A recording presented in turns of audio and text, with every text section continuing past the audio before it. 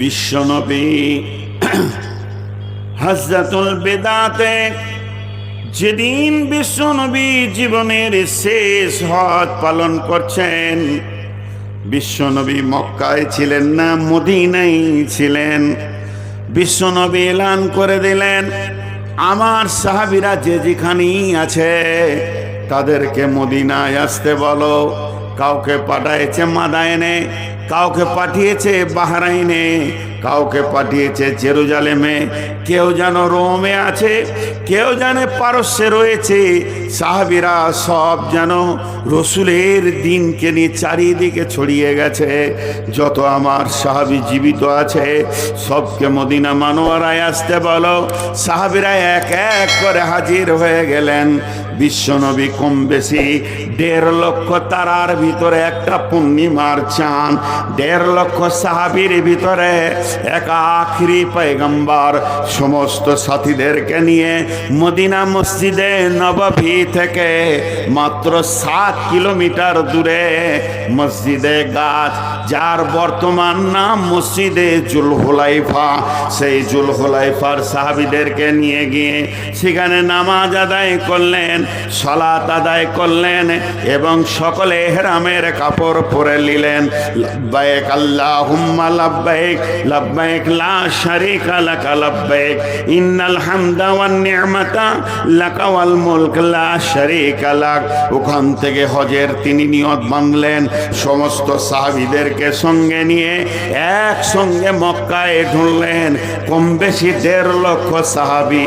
মক্কায় হজের যত নিয়ম ছিল সমস্ত কানুনগুলো পর পর করতে করতে যেদিন মিনার দিন এলো, মিনার ময়দানে বিশ্বনবী সাহাবীদেরকে নিয়ে পৌঁছালেন। মিনার ময়দানের 5 ওয়াক্ত নামাজ সেরে 9 জিলহিজ্জা চলে গেলেন আরাফাতের ময়দানে। আরাফাতের ময়দানে একটা পাহাড় আছে, পাহাড়টার নাম হলো জাবালে রহমত। সেই জাবালে রহমতের প্রাদদেশে বিশ্বনবী যখন বক্তব্য শুরু করেছেন, এটাই ছিল নবীজির জীবনের শেষ বক্তব্য। ওই বক্তব্য দেবেন আরাফাতের ময়দানে রয়েছেন। এমন সময় জিবরাইল আমিন এসে বললেন, আল-ইয়াওমা আকমালতু লাকুম দীনাকুম ওয়া আতমামতু আলাইকুম নি'মাতি ওয়া রাদিতু লাকুমুল ইসলাম দীনা। নবী হে, আজকে দিনে দিনকে পুরা করে দেয়া হলো, দিনকে খতম করে দেয়া হলো। কোরআন আসা খতম হয়ে গেল, আর আসবে না, আর দিন ইসলাম পরিপূর্ণ হয়ে গেল। আর আল্লাহ তাবারক ওয়া তাআলা দিন ইসলামের ওপরে রাজি হয়ে গেছেন। ও রাজিতু লাকুমুল ইসলাম দীনা। এই দিন ইসলামটার ওপরে আল্লাহ সন্তুষ্টি আছে। ইসলামের যত নিয়ম আছে হিরে থেকে জিরে পর্যন্ত ইসলামের ক্ষুদ্র নিয়ম আছে। থুতুটা কোথা ফেলবেন, ডান দিকে না বাঁ দিকে। বৃহৎ নিয়ম আছে, ফরজ নামাজটা কেমন করে পড়বেন, এমন কোনো জায়গা নাই যে ইসলাম নামে সাবজেক্টটা সেখানে ঢুকেনি। সমস্ত কিছু পুরা হয়ে গেল। বন্ধুরা আমার, ইসলাম শুধু কলেজে কথা বলে না। আমাদের বর্তমানে কলেজে প্রফেসর লেকচার দেয়, সমাজ বিজ্ঞান পড়ায়, রাষ্ট্রবিজ্ঞান পড়ায়, আর তারা বক্তব্য রাখে, বড় বড় বক্তব্য দেয়, লেকচার দেয়, শুধুমাত্র ক্লাসের হল ঘরের বাইরে আর যায় না। ইসলাম যে বৃহৎ একটা বড় জিনিসের নাম, এটা মুসলমানরাও আজকে বুঝতে ভুল করে দিয়েছে। ইসলামকে এত ক্ষুদ্র মনে করলে হবে না। ইসলাম যায়নি এরকম একটা দেখা, ইসলাম নাই ওই রকম একটা জায়গা দেখান। ইসলাম কোথা গেছে দু একটা ছোট ছোট দেখাচ্ছি। বিরাট বড় কলেজ চলছে কোথা না ফারাক্কায়, বহরমপুরে, 2 তলার ওপরে লেকচার দিচ্ছে, রাষ্ট্রবিজ্ঞান পড়াচ্ছেন। রাষ্ট্রবিজ্ঞানের প্রফেসর এসেছে, প্রিন্সিপাল এসেছে, সমাজকে কিভাবে চলবো, সমাজকে কিভাবে ঠিক করব, এই নিয়ে বক্তব্য দিচ্ছে। 1 ঘন্টা লেকচার দিচ্ছে। ছেলেরা বড় বড় ব্রেন নিয়ে এমএসসি ছেলে সব পড়ছে, তারা রাষ্ট্রবিজ্ঞান পড়ছে, সমাজকে কি করে পড়াবে। আর যে টং করে ঘন্টা পড়ে গেল, তা চটচর করে ওখান থেকে প্রফেসর দুতলা তিনতলা থেকে নেমে এসে পেশাবখানায় গিয়ে চেন টেনে দাঁড়িয়ে পেশাব করে দিলে বিয়াদব কোনোদিন আদব শিখাইতে পারে? বিয়াদব কোনোদিন আদব শিখাইতে পারে? যার মাথায় চুল নাই, টাক মাথা নিয়ে চুলের ওষুধ বিক্রি করছে, বলছে 1 ডোজ খেলে ঘন চুল। হ্যাঁ, ও নিজে দাঁড়িয়ে পেশাব করে। কিন্তু ইসলাম বলছে, ইসলাম পায়খানায় ঢুকে গেছে, পেশাবখানায় ঢুকে গেছে। তুমি বসবে কেমন করে, পেশাব করবে কেমন করে?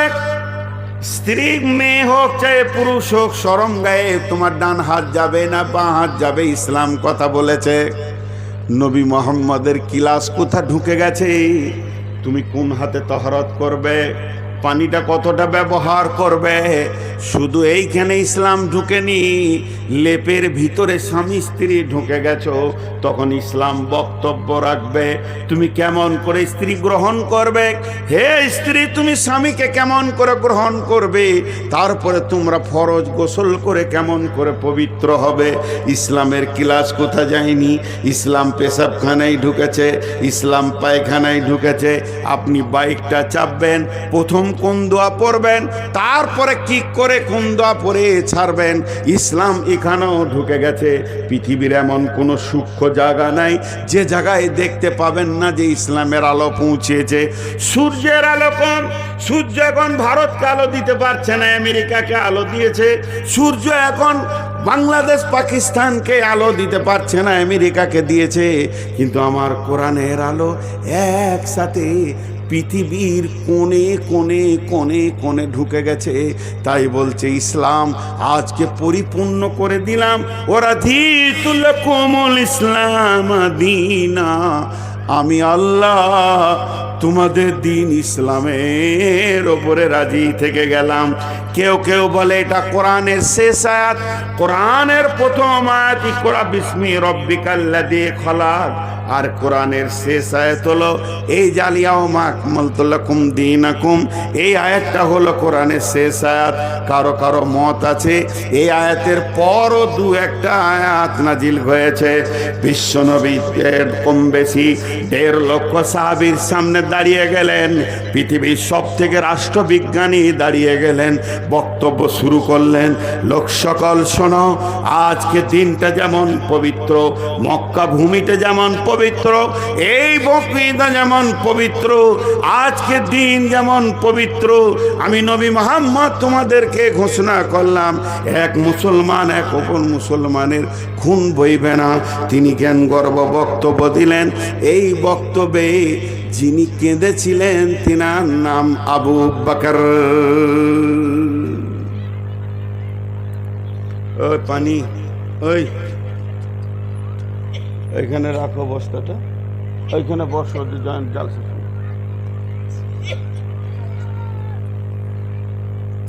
তো ইসলাম একটা কমপ্লিটলি ইজি। এখন ইসলামকে আপাত দিকে তুললাম। এবার দুঃখের কথাটা বলি, প্যারাশুট যদি 4000 ফুট ওপরে উঠে যায়, একটা লিক হয়ে যায়, তাহলে কি অবস্থা হবে? প্লেন যখন বলে যে আমি 67,000 মিটার ওপরে আছি, 67,000 মিটার মানে 67 কিলোমিটার, এখান থেকে বহরমপুর, অতটা উপরে আছি মাটি থেকে। খুব ভালো কথা, অনেক উঠেছি, কিন্তু লিক হলে কি হবে, ডানা ছেড়ে গেলে কি হবে, ইঞ্জিন বন্ধ হলে কি হবে? একটাও বাঁচবে না। তা আজকে ইসলাম হলো শান্তি, যে কথাটা বলতে গিয়ে আমি একটু স্লিপ করে ফেলেছি, এখন বলিনি। ইসলাম কিন্তু নবী মুহাম্মদ সাল্লাল্লাহু আলাইহি সাল্লাম বানাননি, ওনাকে দিয়ে বানানো হয়নি, ওনাকে দিয়ে শেষ করা হয়েছে। এই আয়াত বলল। তাহলে ইসলাম শুরু কখন থেকে? হযরতে আদম আলাইহিস সালাম থেকে। আদম পৃথিবীতে এসেছেন, বিশ্বনবী বলেছেন ইসলাম একটা প্রাসাদ, একটা প্রাসাদ, একটা প্রাসাদ। এই প্রাসাদের প্রথম ইট হলো আদম আলাইহিস সালাম, আর শেষ ইট হলাম আমি নবী মুহাম্মদুর রাসূলুল্লাহ সাল্লাল্লাহু আলাইহি ওয়াসাল্লাম। তাহলে ইসলাম এসেছে আদম আলাইসাল্লাম থেকে, যখন পৃথিবীতে দুটো মানুষ, জান্নাতে একটা মানুষ আদম, ভালো লাগলো না, মন খারাপ, হাওয়াকে দেয়া হলো, আদম হাওয়া দুজন পৃথিবীতে আসলো। পৃথিবীতে যখন দুটি মানুষ, তখন ইসলাম শুরু হলো। আর বিশ্বনবী যেদিন হাজ্জাতুল বেদাতে বক্তব্য রাখলেন, ইসলামের সমস্ত আইন কানুন কমপ্লিট হয়ে গেল। বাস আপনাদেরকে ইসলাম বললাম। এখন কিছুক্ষণ বোঝানোর জন্য আপনাদের মাথাটা অন্যদিকে নিয়ে যাচ্ছি। বড় বড় সেই ব্রিটিশ যুগের রাজবাড়ি দেখেছেন? একবার মনে করেলেন ইসলাম একটা প্রাসাদ, প্রাসাদ, প্রাসাদ মানে বিরাট বড় ঘর, যে ঘরে এক তিল পরিমাণ, একটা সর্ষে পরিমাণ কোনো জিনিসের অভাব নাই। যদি ওই ঘরের ভিতরে 500 লোক ভরে চারিদিকে গেটে তালা মেরে দেওয়া হয় 10 বছর, তো সব খাবার যেন পায়, ওদের যা দরকার আছে সব যেন পেয়ে যায়, সব যেন পেয়ে যায়। একটা তিল পরিমাণ সামান্য লবণের যেন অভাব না হয়, সেরকম প্রাসাদের নাম হলো ইসলাম। এই সব কমপ্লিটলি দিয়ে ওদেরকে রাখা হবে। তা আমরা আছি ইসলামের আওতাভুক্ত, কিন্তু সব থেকে পৃথিবীতে নির্যাতিত 2026 সালে বলছি, এটা শুরু হয়েছে 2012-13 সাল থেকে আজকে 26 সাল, মোটামুটি ধরেন 10-12 বছর চলে গেল। এই রানিং অত্যাচারটা, ভয়ানক অত্যাচার শুরু হয়েছে। ধরেলেন একবারে সুদান থেকে নিয়ে, ফিলিস্তিন থেকে নিয়ে, মায়ানমার থেকে নিয়ে, রোহিঙ্গা থেকে নিয়ে, ঘুরতে ঘুরতে এখন ভারতবর্ষে বিভিন্ন জায়গায় হতে হতে, কাশ্মীর চলতে চলতে, গুজরাট হতে হতে, আসাম হয়ে গিয়ে তারপরে ঘুরে এসে সেই ঝড়ের মারুলি পড়ে গেছে এখন পশ্চিমবঙ্গের উপরে। সামনে বিধানসভা ভোট। এই ভোটটা কিন্তু তৃণমূল, কংগ্রেস, সিপিএম আর বিজেপি ভোট নয়। এই ভোটটা হচ্ছে হিন্দু বনাম মুসলিম ভোট। যা বুঝাচ্ছে এগেনস্ট পার্টি। তা ইসলামওয়ালারা এখন কোথা আছে?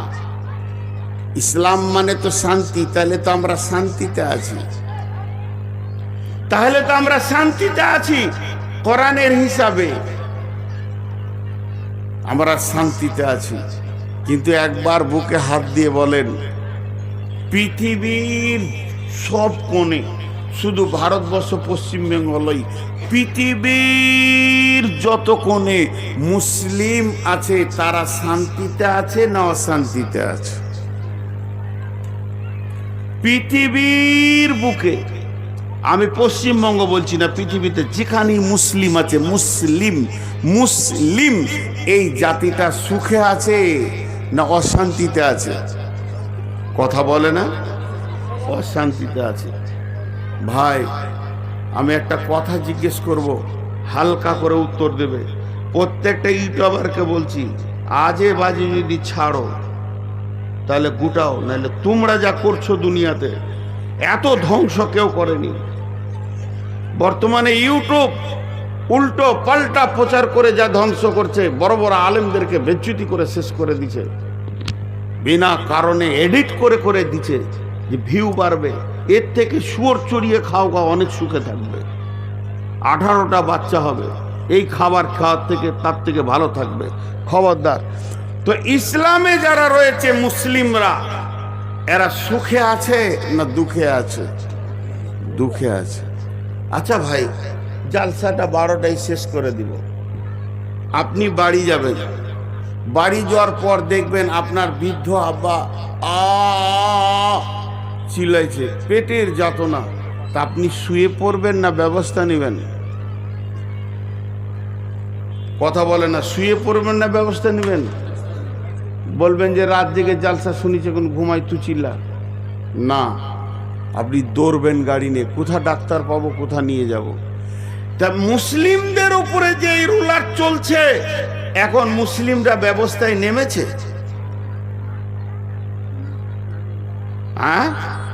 কেন নামেনি? আজকে আল্লাহর কসম দিয়ে বলছি, নূর মোহাম্মদ কোন ইউটিউবে দেখে নেবেন, অনেক আমার বায়না আছে, কসম খাইনি, আজ প্রথম খেলাম। বাড়ি থেকে যে আসছি, যে মোড়গুলো পার হচ্ছি, নগর, শেরপুর, 5 গ্রাম, এইগুলোতে গোল গোল করে বসে তাস খেলছে। এদের ডিলিট হয়েছে, এদের মাথার মগজের ওপরে বুলডুজার চেপে গেছে, তখনও হা হা হা হা করে তাসের ঝেলনে বসে আছে। এরা মার খাবে না থেকে খাবে? বলেন, আমার যুক্তিটা যদি অন্যায় হয়, মুর্শিদাবাদের লোক, লালমাটির লোক, আপনার পায়ে দুটো জুতো আছে, আমার মুখ বরাবর মেরে দেন, আমি ফুল বলে কুড়িয়ে নিয়ে চুমা দিয়ে দেবো আপনার জুতাকে। এইটা আমি কি অন্যায় বলেছি? তুমি মুসলিম, তোমার এখনো ঘোর ভাঙছে না? তাসের আড্ডায় বসে থাকবে? বন্ধুরা আমার, আল্লাহ কি করবে? আল্লাহ মুখ খুলেছেন কি খুলেননি? আল্লাহ ব্যাপারে কি বলছেন? বিসমিল্লাহির রহমানির রহিম।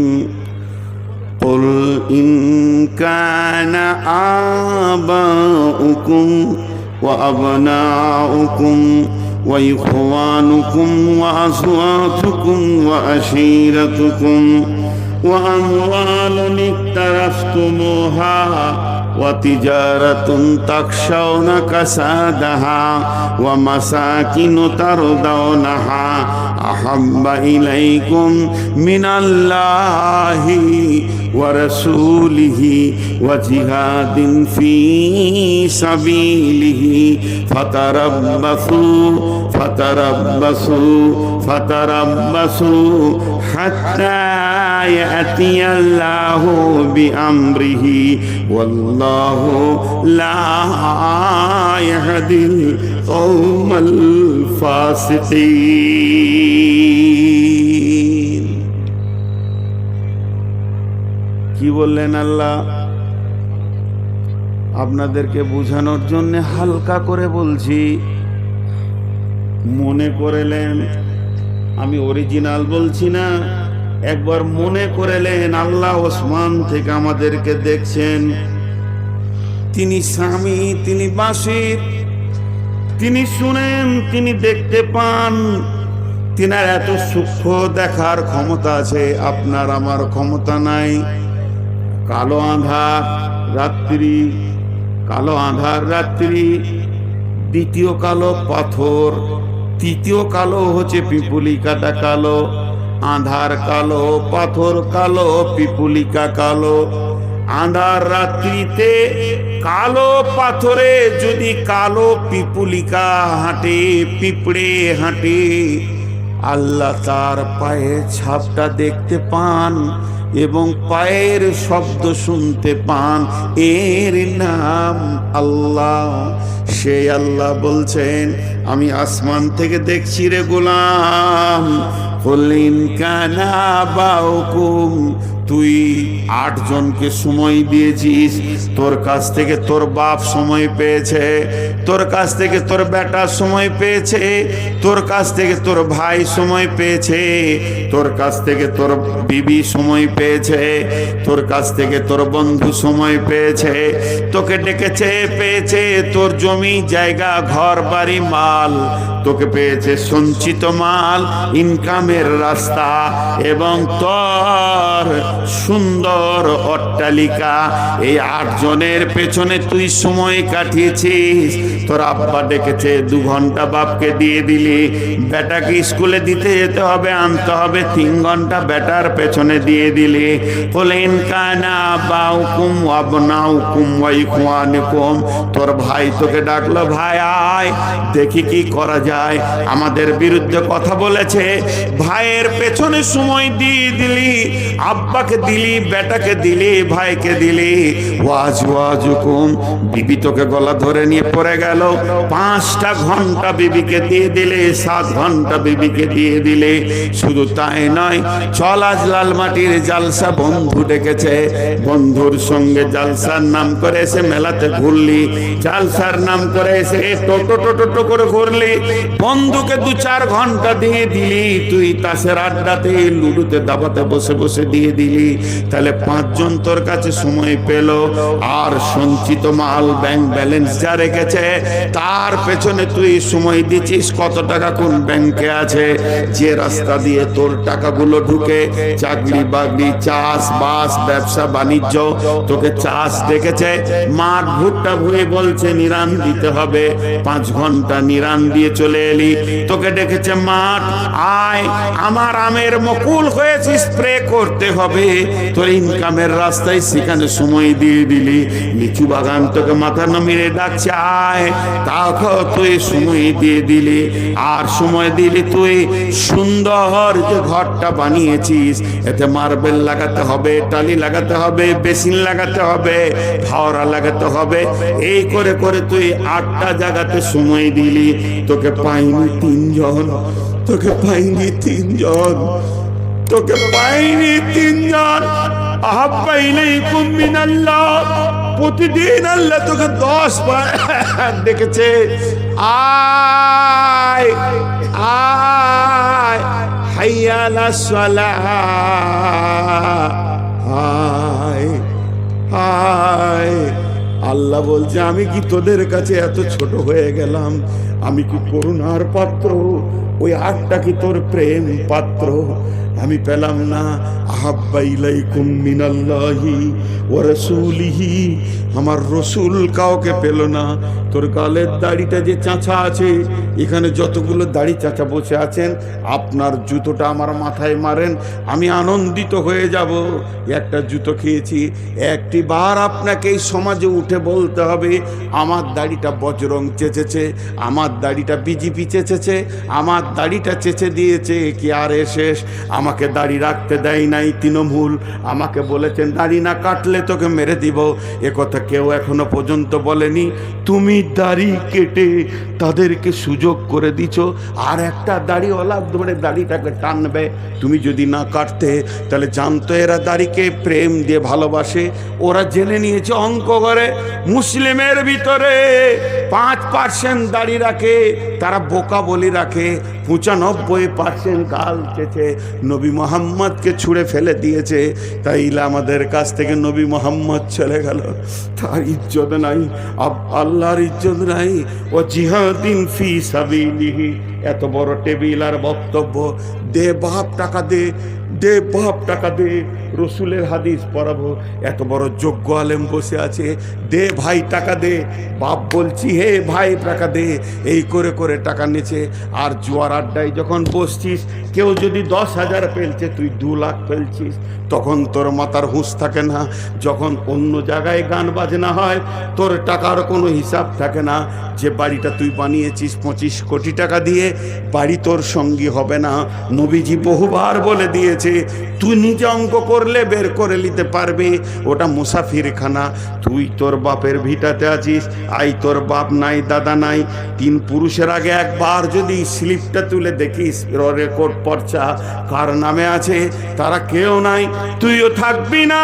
তোর পুতা এসে গেছে, ঘরটাকে দখল করবে, বলবে বুড়া মর, ঘর দখল করব, সেটার প্রেমে পড়ে রয়েছিস। 3 জনকে তুই ভিখিরি বানিয়ে দিয়েছিস। আল্লাহ হালকা করে বলছে, ফাতারাব্বাসু ফাতারাব্বাসু ফাতারাব্বাসু, দেখিলব জানে না, এর শব্দের অর্থ হলো অপেক্ষা করো। হাত্তা ইয়াতি আল্লাহু বিআমরিহি, আল্লাহ যতদিন হুকুম না করেছে। ভাই মুসলমান, পা দুটো জড়িয়ে ধরে বলছি, এই যে বর্তমানে সমাজটা চলছে, মুসলমানদের ওপরে যে রোলারটা চলছে, এক কথায় বলে দিছি, এটা বিজেপির দোষ নাই, বজরঙের দোষ নাই, এটা শিবসেনার দোষ নাই, এটা আরএসএসের দোষ নাই, এটা কারও দোষ নাই, এটা তৃণমূলের দোষ নাই। মুসলমানদের এই অবস্থাটা হওয়ার একটাই কারণ, মুসলমানদের ওপরে আল্লাহ নারাজ হয়ে গেছে।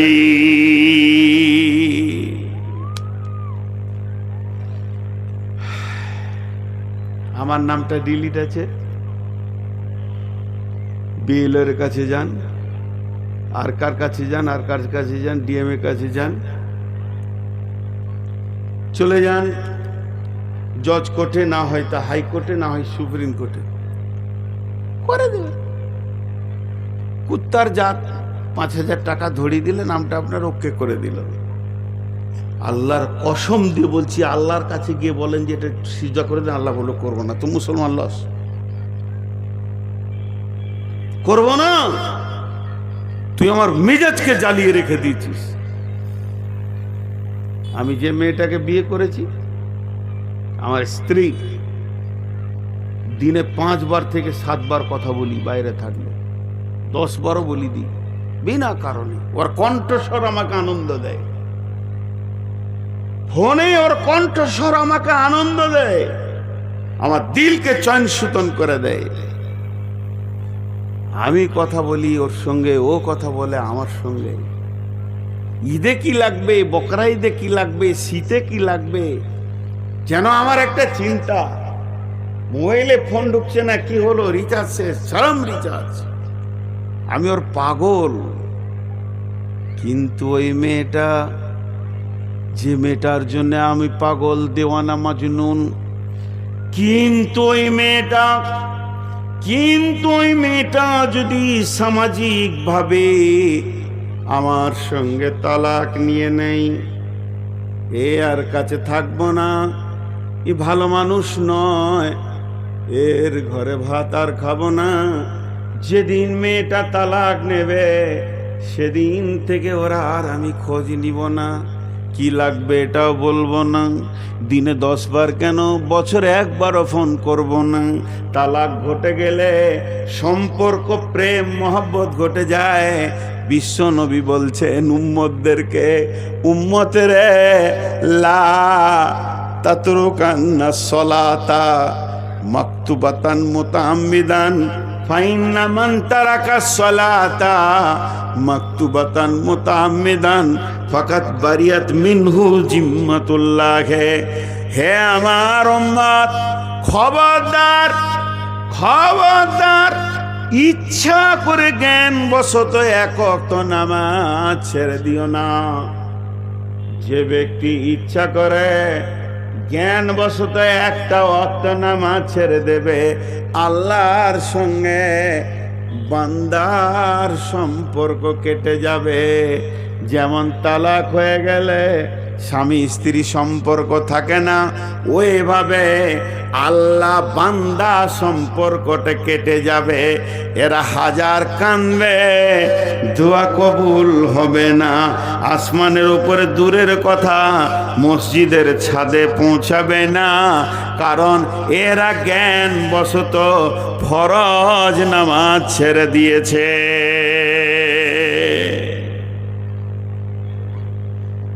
হায় আল্লাহ, বিশ্বনবী যখন অন্তিম শয্যায় শুয়ে আছেন, এইবার ট্রান্সফারটা নেবে, মাত্র 3 সেকেন্ড কি 5 সেকেন্ড এই জগৎ থেকে ওই জগৎ যাবে জানটা।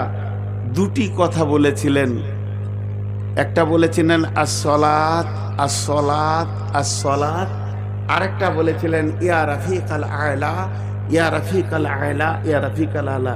কারণ 2 জনকে 2টা কথা বলেছেন। যাদেরকে ছেড়ে যাচ্ছে তাদেরকে বলে না সলাত, আর যার কাছে যাচ্ছে তাকে বলছে ইয়া রাফিকাল আলা, আল্লাহর কাছে যেছে এই জন্য বলছে হে আমার উচ্চ পর্যায়ের বন্ধু, সব থেকে দামি বন্ধু, তুমি সব থেকে উচ্চ পর্যায়ের বন্ধু, এটা আল্লাহকে শোনালো। আর যাদেরকে ছেড়ে যাচ্ছে এদেরকে বলে গেল আর সলাত, মানে একটা রশি তোমাকে দিলাম, তুমি ফারাক্কার নদীর ব্রিজে যদি পড়েও যাও বাংলাদেশ ঢুকবে না, খালি রশিটা যদি ধরে থাকতে পারো তো ইনশাআল্লাহ কুল কিনারা তুমি পাবে। তো এই উম্মতের সেই রশিটার নাম হলো সলাত। আমি কাউকে পাপের লাইসেন্স দিতে আসিনি যে আপনি জুয়ো খেলেন, তাস খেলেন, মদ খান, এটা আমি বলতে আসিনি। মাফ করবেন, এগুলো কাবিরা গুনাহ। কিন্তু একবার বলছি বোঝানোর জন্যে, সুদ খান, জুয়ো খান, চুরি করেন, ডাকাতি করেন, বেঈমানি করেন, লুচ্চামি করেন, দান্ডিগিরি করেন, বেশ্যাগিরি করেন, বেপর্দা থাকেন, পৃথিবীর সব পাপকে গ্রহণ করলেন, কিন্তু নামাজ ছাড়ার মতো পাপটা করিয়েন না। ওইটা ধরে থাকেন, আল্লাহ আপনাকে টানবেই টানবেই টানবেই টানবেই, কুল কিনারা একবার পাবেনি। এটা ছিল এই উম্মতের রশি। এই রশিটাকেই ছেড়ে দিয়ে সে বাংলাদেশ বর্ডার পার হয়ে গিয়ে এবার চিল্লাইছে, আমাকে কে তুলবি রে আয়, রশি ছাড়লি কেন? इस घर में आग लगी है घर ही की चिराग से। ইসলাম নামে যে প্রসাদটা আছে, इस घर में आग लगी है घर ही की चिराग से। একজন বড় আলেম বলেছিলেন আমাদের বীরভূমের, इस घर में आग लगी है घर ही की चिराग से। কাকে দোষ দেবেন? আপনার চেরাগটা ঠিক মতো রাখা হয়নি, প্রদীপটা ঠিক মতো রাখা হয়নি। এই প্রদীপটা উল্টিয়ে গিয়ে কিরোসিন তেল মেখে গোটা ঘর দাও দাও করে জ্বলছে। কাউকে দোষ দিয়েন না, মুসলমানরা নিজের পাপে জ্বলছে, পাপে পাপে পাপে। কোন জাতিকে দোষ দিয়েন না, কারণ আল্লাহ কি করতে পারেন বলেন তো? ইসলামের সব থেকে বড় শত্রুর নাম বলেন।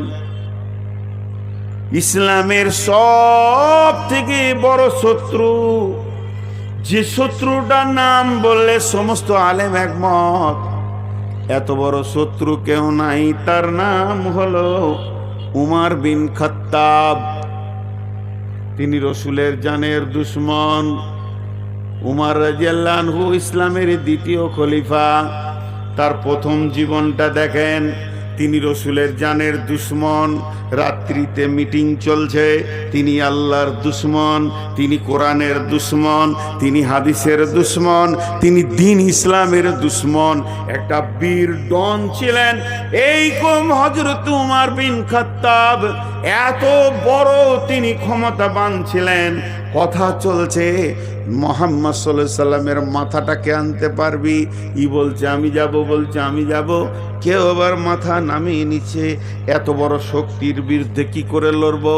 মোহাম্মদ মানে চারটিখানি কথা নয়।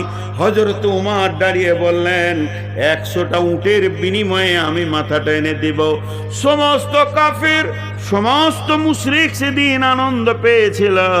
এই যে উমর বলে দিয়েছে, আর কোনো চিন্তা নাই। এবার মুহাম্মদ সাল্লাল্লাহু আলাইহি সাল্লামের মাথার গর্দনে থাকবে না, গর্দন থেকে নেমিয়ে যাবে। নিশ্চিত হয়ে গেল। আনন্দে উৎফুল্ল হয়ে মিটিং সমাপনী ঘটল। উমর তলোয়ার নিল, আমি মুহাম্মদ সাল্লাল্লাহু আলাইহি সাল্লামের মাথা আনবো। মাথা আনতে যেতে যেতে যেতে যেতে মহা কারিশমা খেলনেওয়ালা ও মাকারু মাকারাল্লাহ ওয়াল্লাহু খায়রুল মাকিরিন। আল্লাহ বলছে, তোরা যত বড় মাক্কার খেল, যত তোদের কৌশল হোক, যত তোদের জ্ঞান বুদ্ধি ছক জানবি, আমার ছকের কাছে সব ফেল পড়ে যাবে। এই বলে সে বেরিয়ে গেল। যে আল্লাহ তাবারাক ওয়া তাআলা রাসূল দোয়া করেছিলেন, হে আল্লাহ আবু জাহেল বিন হিসাম আর উমর বিন খাত্তাবের মধ্যে দুই একজনকে দিয়ে দেন ইসলামের জন্যে। উমর গেছিল মাথা আনতে, অর্ধেক রাস্তায় এমন কাজ ঘটে গেল বুনবুনাইকে নিয়ে। আর আমি লম্বা করছি না, উমর মাথা আনার পরিবর্তে মাথাটা নবী মুহাম্মদ সাল্লাল্লাহু আলাইহি সাল্লামকে দিয়ে দিলেন। আশহাদু আল্লা ইলাহা ইল্লাল্লাহ ওয়া আশহাদু আন্না মুহাম্মাদান আবদুহু ওয়া রাসূলুহু। আনতে গেছিল মাথা, দিয়ে দিল মাথা। হে নবী মুহাম্মদ, আজ থেকে অনুগত স্বীকার করে নিলাম, আল্লাহ আমার রব, আপনি আমার নবী, দ্বীন ইসলাম আমার আদর্শ। মাথা দিয়ে দিল। বিশ্ব চমকে গেল। কি ব্যাপার, রাতারাতি এত ঘটতে পারে? এই কারিশমাটা কে খেলেছিল? এই গুটিটা কে খেলেছিল? তিনি ছিলেন মহান আল্লাহ। আজকে যোগীকে দেখছেন আমাদের দুশ্মন, আজকে মোদিকে দেখছেন আমাদের দুশ্মন, আজকে ট্রাম্পকে দেখছেন আমাদের দুশ্মন, আজকে দেখছেন অমিত শাহ আমাদের দুশ্মন। হে মুসলমান, মুসলমান, এতগুলো মন্ত্রীকে রাজি করতে হবে না, একজনকে রাজি করলে এগুলোকে আল্লাহ মসজিদের ঝাড়ুবারদার বানিয়ে দেবে। আল্লাহকে একটা মিনিট লাগবে না, এরাই দেখবেন মসজিদের খাদিম হয়ে গেছে, এক এক এলাকায় বড় বড় দায়িত্ব নিয়ে চলছে। কারণ আজকে মুসলমানদের ব্যবহারে আর মুসলমানদের আমলে সং আল্লাহ নারাজ হয়ে গেছি। একটা কথা জিজ্ঞেস করবো, হালকা করে উত্তর দিবেন, 12টা বাজলে বলবে। এখানে পোদ্দারি করতে বসেছো তুমি, একটা কথা হালকা করে উত্তর দিবেন। দুটো উত্তর আপনাদের কাছে নিব, আপনারা বললে আমি খুশি হব, এতটুকুই। একটু মুখটা খুলবেন। ফেসবুকে দেখেছেন একটা জিনিস দেখা যাচ্ছে দৃশ্য, এই কোরআনকে এমনি করে নিয়ে এসে এর উপরে পা দিচ্ছে, দেখেছেন? ফেসবুকে দিছে সব, আমি কোন জাতি এটা বলছি না, কোরআনের উপরে পা দিচ্ছে, লাত মারছে, পোড়াচ্ছে, ফুটবলের মতো ছুটছে। দেখেছেন কিনা? যারা দেখেছেন একবার মুখে বলেন দেখেছেন কিনা। এটা বেশি আশ্চর্য লাগছে, ও তো বিধর্মী, ও তো আল্লাহ মানে না, এটা তো আশ্চর্য কিছু নাই। কিন্তু বড় আশ্চর্য যে নিজেকে মুসলমান বলে, সে সকাল থেকে সন্ধ্যা পর্যন্ত কোরআনকে 20 থেকে 50 বার অপমান করে। এটা শাস্তি কি হবে? আমরা কোরআনের ওপর, কোরআনকে মেনে চলছি না কোরআনকে অবমাননা করে চলছি? এটার শাস্তি কি হবে? ও যে পা দিয়েছে, ওর কাছে দিনের আলো পৌঁছায়নি, এর জন্য পা দিয়েছে। মুশরিক, ও কাফির, ও মুনাফিক, ও আর কিছু। আর আমাদের কাছে ইসলাম পৌঁছেছে, আলে মুলামা খুতবায় বলছে যে কোরআনের বাইরে একটু চলা যাবে না, আমরা কোরআনের ভিতরে একটুকু চলি না। কথাটা, যুক্তিটা ভুল লাগলো নাকি আপনাদেরকে? বলেন ভুল লাগলো? কোরআন পর্দা ফরজে আইন করেছে, ফরজে আইন। এইরকম রাত্রিতে অবাধভাবে নারী বেরিয়ে চলে আসবে ঘর থেকে, পারমিশন করেনি। একটা মেয়ে পর্দায় আছে, আজকে হিজাবকে টেনে খুলে দিচ্ছে, সেটা আপনাদের কষ্ট লাগছে। আজকে এরা নিজে থেকে খুলে এসেছে, দিয়ে যুবকদেরকে হাতে করে নিয়ে মেলাতে ঘুরছে। কে পারমিশন দিয়েছে? ওই বিচারটা আগে করব। কর্ণাটকে একটা কলেজের মেয়ের হিজাবকে টেনে খুলে দিয়েছে, ওটা সেকেন্ড টাইম বিচার করব, ফার্স্ট টাইম এদের করে দেন। যে কোটা দাড়ি চাচা বসে আছে, এদের বিচার কে করবে? इस घर में आग लगी है घर ही की चिराग से। সারা জীবন আন্দোলন করলে ওদের বিরুদ্ধে কিছু করতে পারবেন না। মুসলমানদের পিঠের চামড়া যাবেই যাবে, যাবেই যাবে, কেউ রুখে দিতে পারবে না, কেউ রুখে দিতে পারবে না। এবার আল্লাহ কি বলছেন? বিসমিল্লাহির রহমানির রহিম। ইয়া আইয়ুহাল্লাযীনা আমানু হাল আদুল্লুকুম আলা তিজারাতিন তুনজিকুম মিন আযাবিন আলীম তুমিনুনা বিল্লাহি ওয়া রাসূলিহি ওয়া তুজাহিদুনা ফি সাবিলিল্লাহি বিআমওয়ালিকুম ওয়া আনফুসিকুম যালিকুম খায়রুল লাকুম ইন কুনতুম তা'লামুন ইয়াগফির লাকুম যুনুবাকুম ওয়া ইউদখিলকুম জান্নাতিন তাজরি মিন তাহতিহাল আনহার। আল্লাহ বলছেন আমাদেরকে, হে ইমানদারেরা, তোমাদেরকে কি এমন একটা ব্যবসা শিখিয়ে দিব না যে ব্যবসাটা করলে তোমরা আযাবে আলিম থেকে বেঁচে যাবে, আযাবে আলিম থেকে বেঁচে যাবে। সেই ব্যবসাটা হলো, হে ইমানদার ও মুমিনের দল, যতগুলো তুমি জালসায় বসে রয়েছো, তোমরা আমার কালাম পাককে শুনছো, শুনে লাও। তোমাদেরকে কি এমন একটা ব্যবসা শিখিয়ে দেব না যে ব্যবসাটা করলে, দুনিয়ার যত ব্যবসা আছে করলে তাতে লাভ হয় টাকা পয়সা, আর এই ব্যবসাটা করলে লাভ কি হবে? তুনজিকুম আমিন আযাবিন আলিম, তোমরা আযাবে আলিম থেকে নাজাত পেয়ে যাবে। তোমরা দুনিয়াতে আযাব পাবে না, আখিরাতেও আযাব পাবে না। দুনিয়াতে তোমরা সম্মানের সঙ্গে বেঁচে থাকবে, আখিরাতেও তোমরা সম্মানের সাথে বেঁচে থাকবে। সেই ব্যবসাটা হলো তুমিনুনা বিল্লাহি ওয়া রাসূলিহি ওয়া তুজাহিদুনা ফি সাবিলিল্লাহি বিআমওয়ালিকুম ওয়া আনফুসিকুম যালিকুম খায়রুল লাকুম ইন কুনতুম তা'লামুন। এক নম্বর হলো তোমরা আল্লাহর উপরে ঈমান আনো, 2 নম্বর হলো রসুলের উপরে ঈমান আনো, 3 নম্বর হলো আল্লাহ দ্বীনকে, আল্লাহর কালাম পাককে, রসুলের হাদিসকে আগে বাড়ানোর জন্যে, আরো উন্নত করার জন্যে তোমরা জান দিয়ে সেখানে মেহনত করো। তাহলে কি হবে? যালিকুম খায়রুল লাকুম ইন কুনতুম তা'লামুন, তোমাদের জন্যে ভালাই হবে যদি তোমরা জানতে।